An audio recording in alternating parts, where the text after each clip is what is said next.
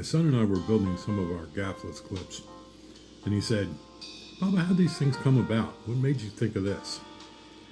So, a little bit of a thinking cap, and I guess it was sometime around 95, and the legendary audio A2 Murray Siegel came up to me and said, "Greco, you're pretty handy building stuff. Maybe you could come up with a solution." I said, "I'm tired of building tape bridges. They fail when it's humid out.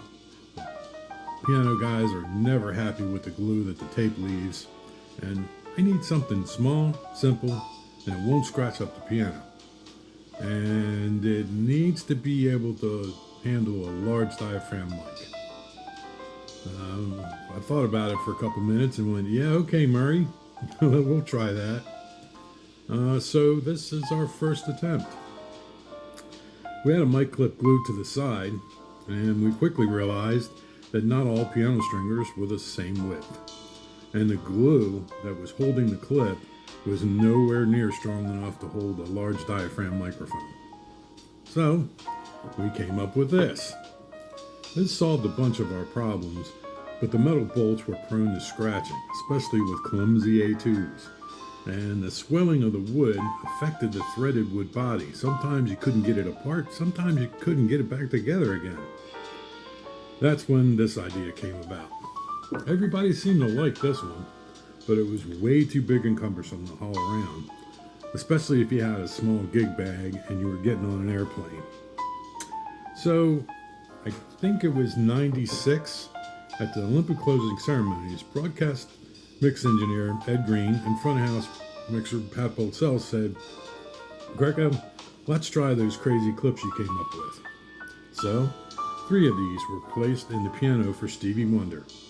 Mysteriously, when the show was over, the AKG 414s were left and the clips were gone. Somebody must have liked our little clips a lot, because they were nowhere to be found.